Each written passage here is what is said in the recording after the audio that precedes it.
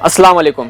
होशियार खबरदार, रियासत कर्नाटक के मिल्लत के अफराद, क्या आपको पता है कि चंद महीनों में रियासती असम्बली का इलेक्शन आने वाला है और इसी के साथ रियासती महाज और मुसलमानों के नाम निहाज समाजी व फलाही इदारे के ताजिर लोग हमारे वोटों की बोली लगाकर, वोटों को बेचकर हम सबको किसी एक सियासी पार्टी को वोट डालने का हुक्म देने के लिए आने वाले हैं और आपको बहला फुसलाकर मासूमियत के साथ ये बातें करेंगे कि हमें फला फिस्ताई ताकतों को हराना है।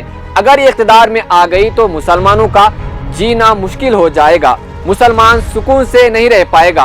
तो फला पार्टी को हराने के लिए ये सेकुलर पार्टीज को आप तमाम मिल्लत के लोग वोट दीजिए, ताकि जब वो पार्टी इख्तिदार में आ जाए तो मिल्लत के हक में काम करें।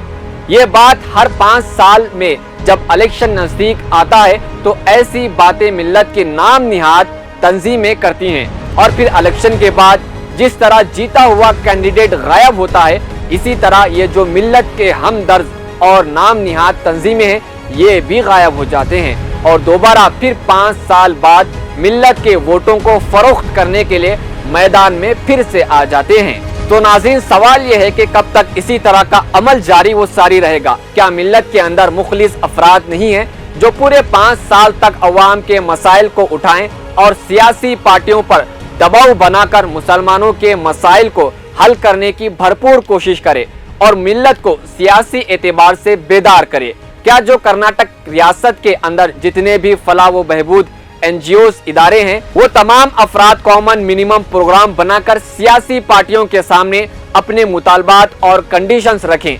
अगर वो हमारे वोट देने के बाद जीत गए तो हमारे मुतालबात को एक तयशुदा मुद्दत के अंदर पूरा करे। अगर जीता हुआ नुमाइंदा तरक्याती काम और मिल्लत के मसाइल को हल करने में नाकाम रहा तो आगे उस हलके के नुमाइंदे को या उस सियासी पार्टी को हरगिज वोट ना दीजिए, चाहे कोई भी फिस्ताई ताकत हुकूमत में आ जाए या वो उस असम्बली हलके में जीत जाए। हमें कोई परवाह नहीं है, हमें अपने मसाइल को हल और हलके के तरक्याती काम करवाने की फिक्र होनी चाहिए, चाहे कोई भी हुकूमत बरसरे इख्तिदार में आ जाए। तो नाज़रीन, अभी तक हमारा चैनल मिल्ली डाइजेस्ट सब्सक्राइब नहीं किया है तो ज़रूर सब्सक्राइब करें और साथ ही इस वीडियो को ज़्यादा से ज़्यादा लोगों तक शेयर करें। शुक्रिया।